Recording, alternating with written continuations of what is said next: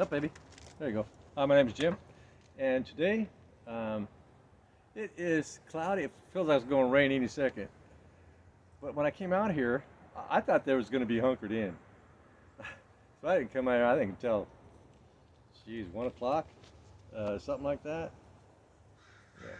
Yeah, 1 o'clock, 2 o'clock. I came out here and they were everywhere because I took all the food trays in, little tray, extra open feeders that I made. I took them in to, upgrade them, upgrade, right? And so they were in my garage, and so there was no food out here. so when I came out here, they were all over the places where I had where they remembered where those trays were, and there was no tray, there was no food, and they were just buzzing around. What happened to the food? So I scrambled and warmed up some nectar, because that's what it is. Now, nectar, when it comes from a flower, the reason why the honey is the color that it is because they mix in a little bit of the pollen and whatever color maybe the flower is, or it just kind of gets mixed into their honey sac, where they put the nectar. And so when they spit it back and forth to each other, because what they do is, so the forager, she comes back with the resources, right? Spits it in there, the girl's mouth.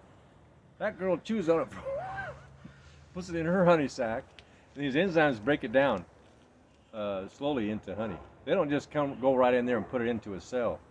It'll just drain right out like water. So they have to get it to a certain gooey consistency in their honey sac. And they do that by passing it. Here, you want a drink? Here, take the moisture as much as you can out of that, and then pass it to Mary Lou. And then Mary Lou passes it to Susie. And that goes on until that nectar is at a consistency that it will stay vertical. Right? And then they can just keep packing in. Then they'll dry it a little bit, pack some more, dry it, kind of like glue, dry it a little bit, so that each time it gets a little more added into that cell, it'll stay, not just run out. So I'm feeding these girls. The other day I took out that observational panel from the back, and there was all kinds of syrup on the bottom. They weren't drying it. They were bringing it in so fast that they couldn't dry it. They couldn't reduce the moisture enough.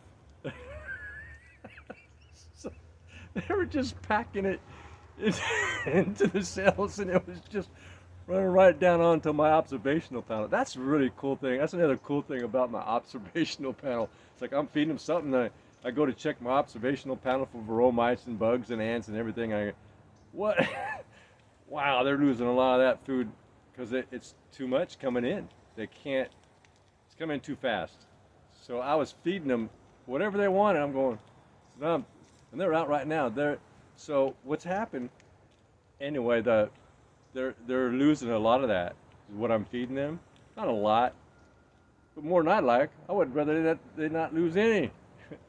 And so, yeah, but they're heavy out on this. It's not cold, really. Actually, it's not. Yeah, it feels like it's in the 50s. There's no sun out, and so, yeah, they get too much food too fast. They don't know what to do with it. They can't pass it around. There's no one to pass. They run out of someone to pass it to help reduce the moisture content.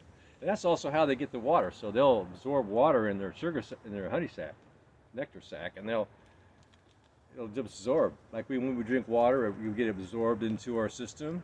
Well, when they get nectar, same thing. They're getting a drink at the same time as they're processing that down, and they don't need no water. They're getting it every time they get nectar, and from a flower or whatever I feed them. I give them what's called 1-to-1. So 50% sugar and table sugar and 50% water, 1-to-1. And so, well, that's okay. I'm just going to let them take what they want. They're engaging in their natural instincts to go out and feed. Even though the girls are in there going, will you girls please stop bringing that in? The pantry is full. Uh, or at least the nectar sacks are full, right? They don't know what to do with it. So it's kind of funny. And I like to watch their behavior when I feed them. They look lonely. Right? Like where's the food? I don't know. There was some here yesterday. What happened? And I feed them. They get all excited. Just bounce around. There it is. You know? Yeah. They're my pets, and I look at them as my pets, and so it's just fun. Oh, looks like they might be running out. So there's a lot of marauders. Oh, there's a lot of them. Oh, so here, take a look.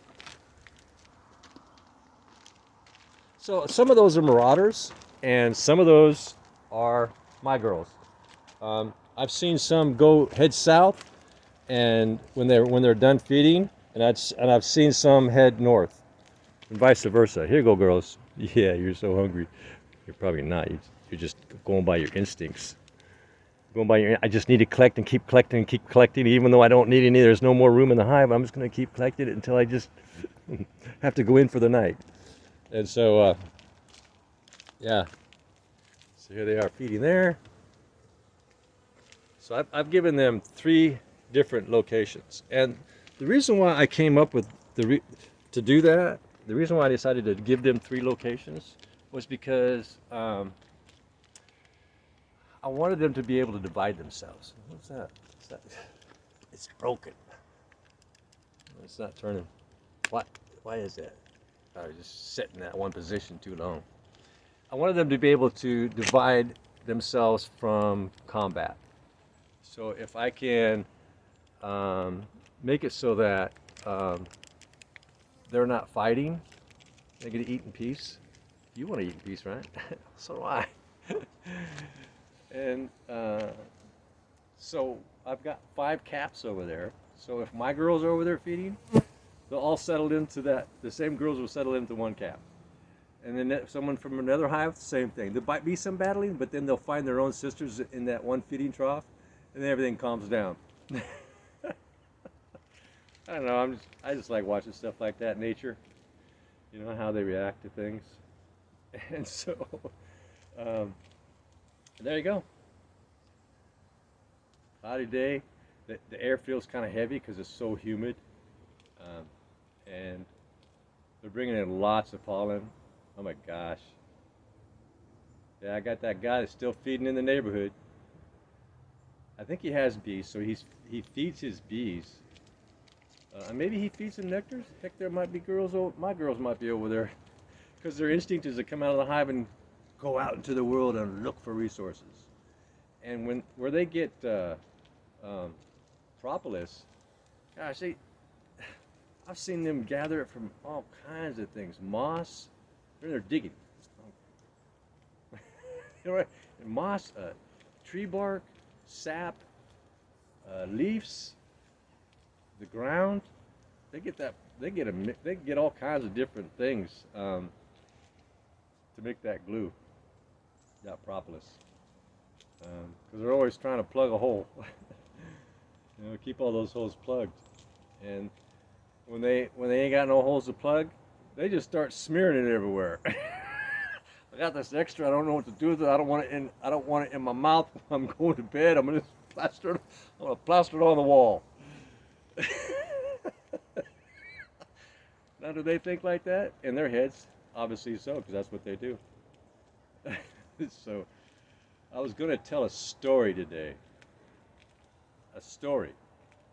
So when I was 17 years old, I joined the Army.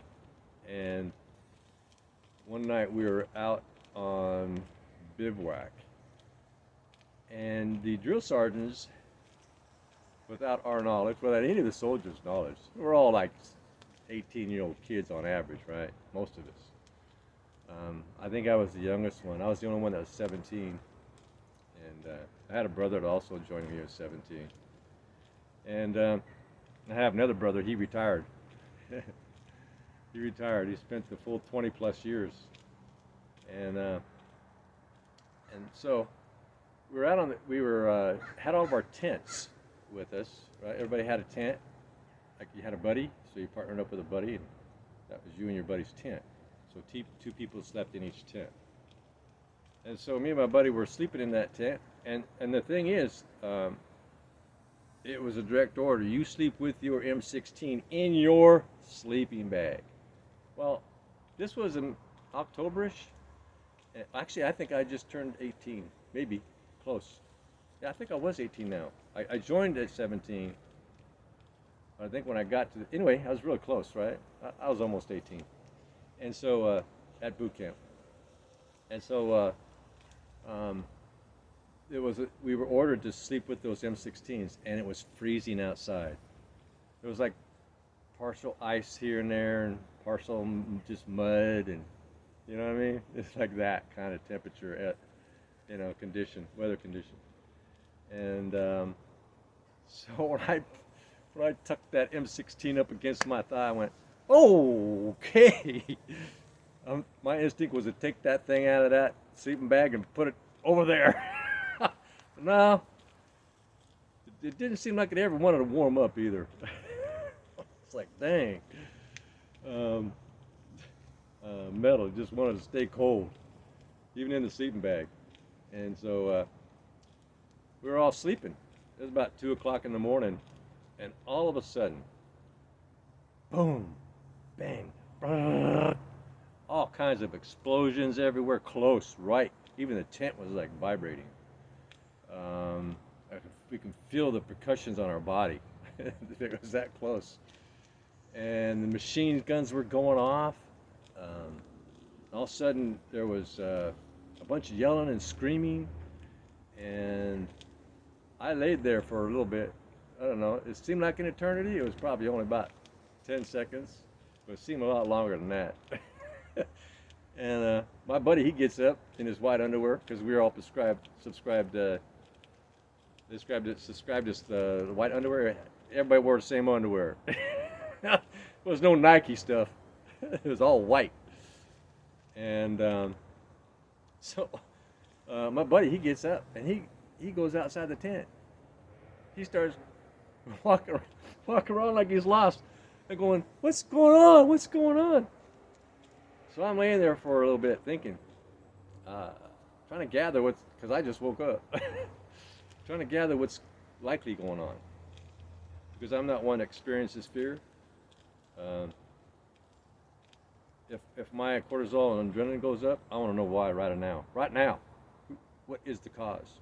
Go after the cause. Either go after the cause or run away. Fight or flight. And I kind of had a sense of what was going on.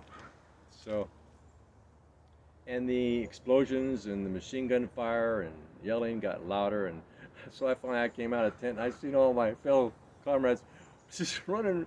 I heard a few say, "Mama." Right? Never been away from home. They've never been woken up like that. They're in kind of like shock. And I seen that, and I felt sorry for some of them, the way they were responding, saying "mama" and stuff. So I said, okay. So I just really focused on sounds at this point. And I heard some clicking. I said, "Oh, I bet you that's the source." So I started crawling towards that source. I stayed low. And then as I got close to this clicking, there's this clicking sound on and off. I was looking back, and I could see my white underwear. I was crawling through the mud and the ice, and I kept seeing my underwear because it was a bright moon. Those underwear stuck out like the bright moon. I said, okay, those got to come off. And so I ended up getting all mud all over me. And so every time I would hear that clicking, I would move closer to that clicking. Because my thinking was, that's when the enemy is reloading. That's when the person's reloading. I knew it was drill sergeant. I was going after the drill sergeant. He's reloading. That's when I make my move, when he's preoccupied. So I would crawl on my belly and get closer and closer, and then he'd start firing off the rounds again. Like that. I'd freeze. Because he's aiming now. Now he's pointing. It could have been at me. going, okay. And so he would go to reload again. We were a lot closer, real fast. I learned to get faster. And then he got up and he did his rat-a-tat-tat, right, with his machine gun. He started to reload again. I was already on him. He was in a cove down in it was a very big one. But he was down right in the center in some like bushes area. He was in front of the bushes. So he was reloading. I stood up and I went rat-a-tat-tat. And the moon was the kind of a brightness is shone right down on his face. I could see his face clearly. He looked up at me, totally shocked. Started stuttering. Couldn't believe that he just got killed because I just killed him. He was dead. If my machine gun was loaded, he wouldn't have been there no more, breathing anyway. If he was the enemy. And so, like that bee that might want to sting me. Nah, these girls are so gentle. They don't want to sting me. Nah, that's the last thing on their mind. They'd only do that out of my own ignorance. And so, then he started stuttering. Then he was able to see me because that moon was really bright. And he's seen he'd seen it was me. He goes, "Oh, Turner." He says, "Turner, you need to go back to your buddies. They need your help." I said, "No, drill sergeant, you're dead." He goes, "No, I'm not dead. You get back there right now. That's an order." I said, "Yes, drill sergeant." Dead drill sergeant. And so, and his face turned as white as that moon. Scared the crap out of that boy. And so, everything kind of settled down after that. They stopped. Everything stopped. When I did that, when I caught that drill sergeant, minutes later, everything stopped. No more guns, no more simulated grenades going off everywhere. It was like it all just went. They all got the memo one at a time. They must have had a radio or something. I don't know. Just whoa, and then nothing. I destroyed the enemy.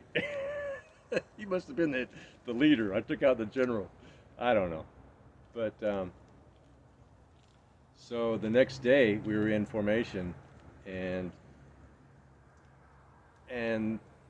there was 3 drill sergeants in front of our squad, and they start chatting. I don't even remember what it was. I didn't care.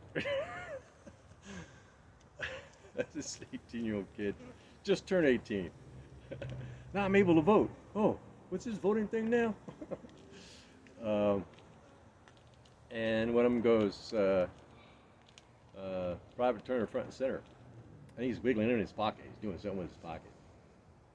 And so I'm standing there. He says some things. And he says something why. And then he says, Private Turner, put your arm out. And he just lit up 3 stripes on my arm. He says, Private Turner, you're now Sergeant Turner. And you are now in charge of this squad. So I was in charge of that squad for the rest of the time I was in boot camp. I had to take them for the PT test, or the PT stuff, and lots of other things. I was in charge of all that. I didn't like that. I didn't want that job. But you know, when you're in the Army, you do what you're told. I didn't want to be in charge. I don't like that. I don't like being in charge of people, right? Just don't. Let them be in charge of themselves. I got my own responsibilities. Right? And so, but the cool thing from that is that they gave me a pay raise. Now that is something I appreciated. That was something that was cool. And I also got, with that pay raise, I got a real stripe, right? A real one. Anyway, just one of those experiences in life, you know, when you go through your trials and tribulations and your journey of your existence and all these things that happens to us. We can look at them as a negative thing, or just look at them for what they really are. Just part of being a human being and going through all those experiences of existence, of our time and our space that we are taking up. And I think I've always seen it that way, even as a little child. This is my space. Oh, here comes the spider in my space. What? I gotta take you out. You just can't be. Right? And that's just how I see everything. I don't know. Simple is when we understand something, um, fully understand it, and common sense goes along with that. So, common sense is when something becomes simple. Common sense is not a general attribute for people. No, not until they learn whatever that is and they got a good handle on it. Then it becomes common sense.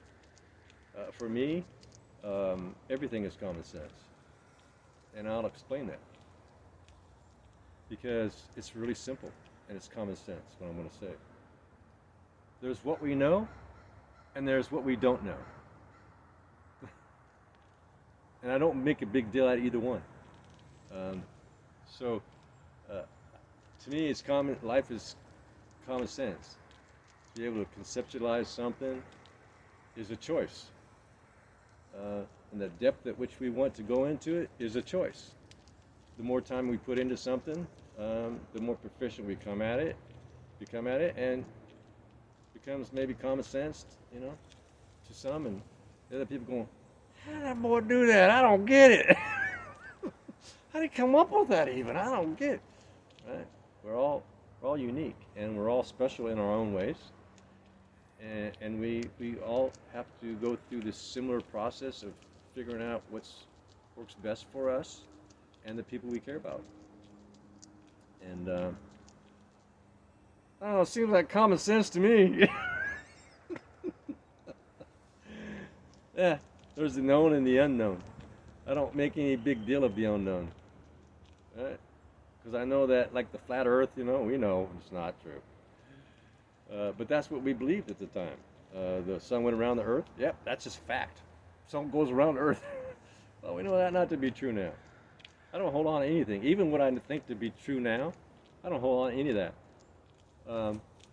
I keep myself ready to learn and change my mind on everything and anything based on the evidence. If the evidence is higher than what was available before because we're better at and more proficient at producing evidence with more clarity and ethnicity, right, and consistency, and the highest people on planet Earth also agree with that generally, right? There's a consensus of that.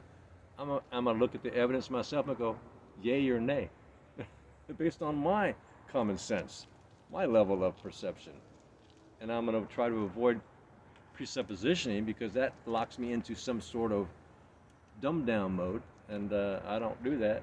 But I will presume something, like there's this big ball of bees, and there's 3 balls, and they're coming right here, and I'm sitting right here, and they're coming at me. I'm gonna assume that swarm is coming right here. That's a presupposition.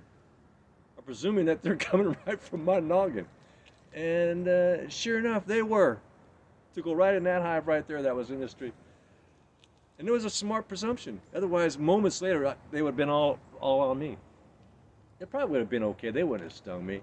It would have just landed all over me, and I'd have been batting my eyes. Maybe they would have landed in my eyes, and because if one lands in our eye, and our eyelashes start smacking it, they have 2 choices: fight or flight.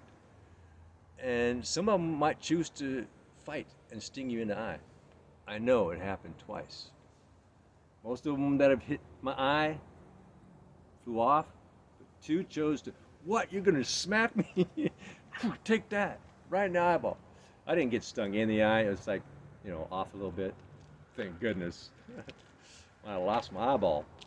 And so, common sense is understanding, in my opinion, that things are not complicated. Nothing's complicated. It's just what we know and what we don't know. That's it. There's no complexity to anything. Nothing. Zero. Right? The word complexity is used a lot, but it's good to use it for certain terminology of things, like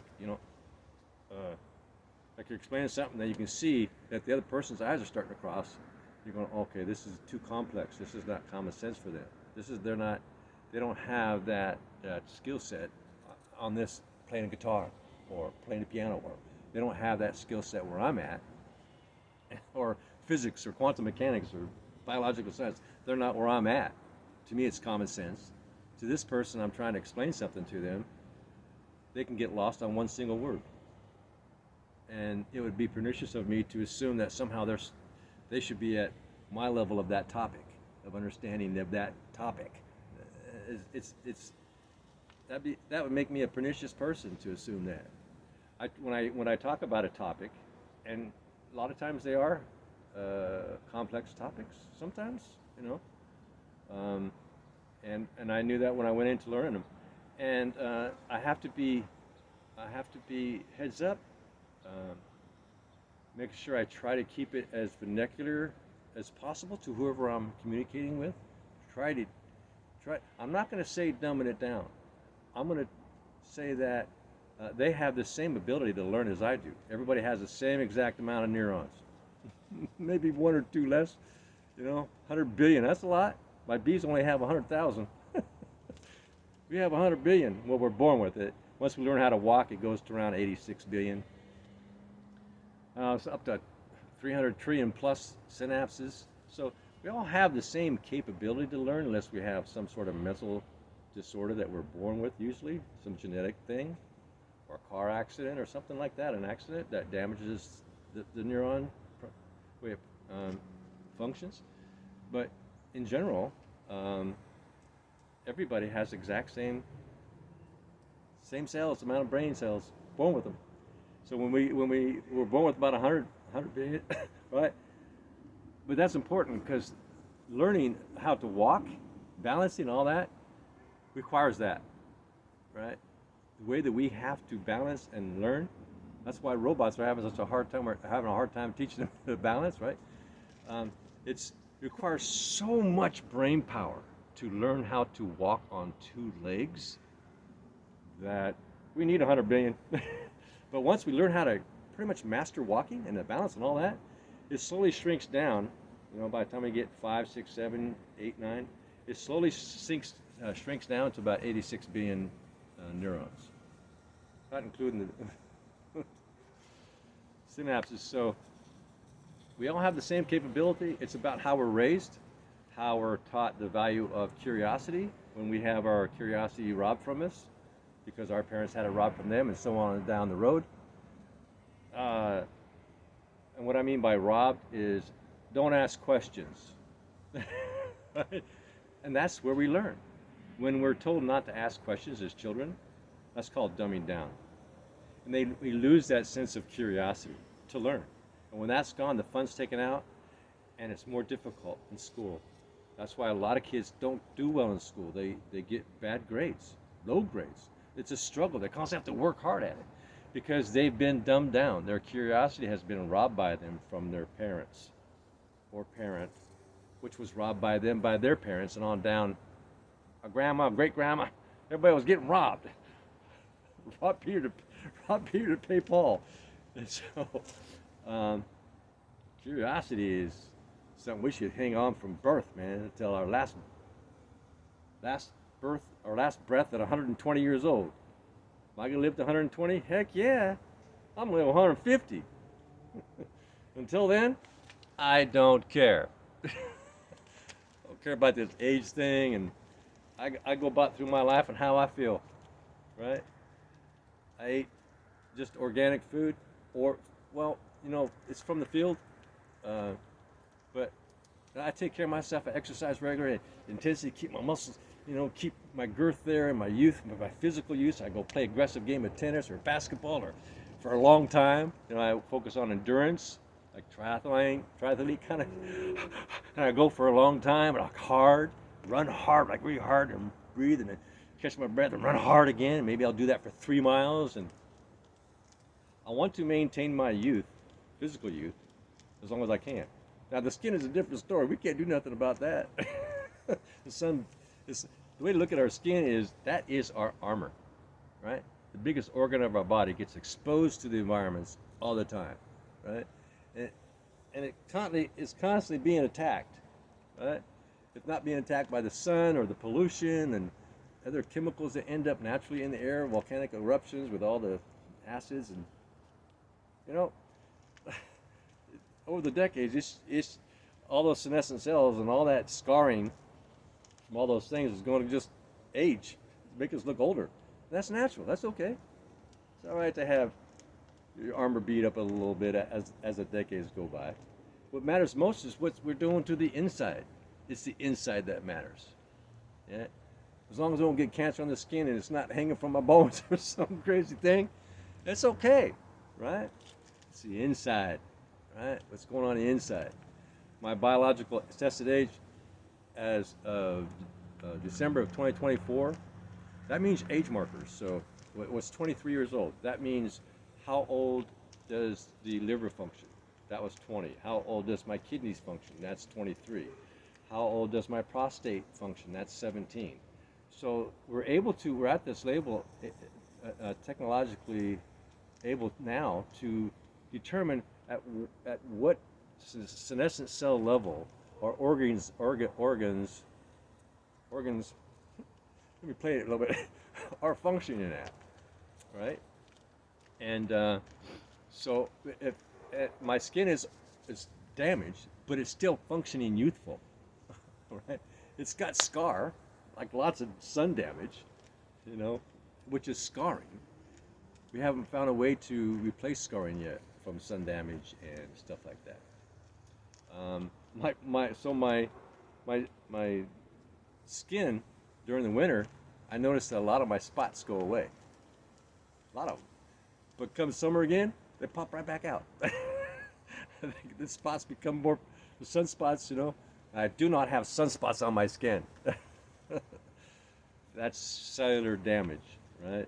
Senescent cells that have been damaged to the point where they change the pigmentation. So, yeah, they're trying to protect themselves, right? People live in Africa, they have dark skin to protect them from the radiation. Well, that's what brown spots are, right? Trying to protect the deeper layers by creating these darker patches, which are called sunspots, to try to protect what's left. Right? Sunspots. Yeah. Well, skin's doing a pretty good job. I'd rather see it turn totally brown, just evenly dark brown, but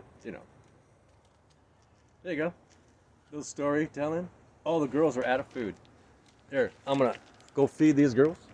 Feed them little food. Right. Be a nice gentleman. The gentleman has come. Oh, you're acting frantic. Look at, they're acting really frantic because they're out of food. They get that when they run out of food. I notice they just zip around in the bottom of the trays, in these little things here. They will zip around in circles. Where did it go? Where did it go? Where did it go? And they'll just keep doing that until they become exhausted, and then they'll fly away. Like, I have spent so much energy waiting for this guy to feed me. I'm out of here. Well, they got plenty of food. How you girls doing? I'll give you a little bit more. So, there you go, girls. Bon appetit. Don't drop it off all in one place. Your girlfriend, your sister won't be able to handle it. Okay, that's probably good enough. How we doing over here? Yeah, you got enough. Okay. So there you go. And I actually like doing this. I find this fun to come out here and watch my girls' behavior and see how they're responding to each other and all that. I don't know. It's just fun. If it's not raining. It's actually warm, kind of. Just cloudy. It's a cloudy day. Yeah. Oh my gosh. Now they're all calm. Oh, I looked over there. They were acting frantic. Walk around in circles. Walk around real fast. Like, what happened? I'm gonna starve. That's funny. And so there you go. Just thought I'd drop a line today. 34 minutes. Okay. I lose track of time. I just start doing that thing like that, I just lose track of time. That's okay. I'm fine with that. Please subscribe, thumbs up, ring the bell, leave a like, comment, and you have a good day. Bye now. Oh, see? I didn't touch the armchair. I might have did that when I got up earlier. I'm getting it. I didn't touch the armchair. Maybe you even think it like that, right? So you're getting up for something. Focus on putting your hands on your lap. don't put, don't have like that. So when I, that's a good idea, isn't it? So focus on, I'm gonna get up and just do it without even thinking about it. Really, I'm gonna get up and just get that routine of bringing the hands in and stand up,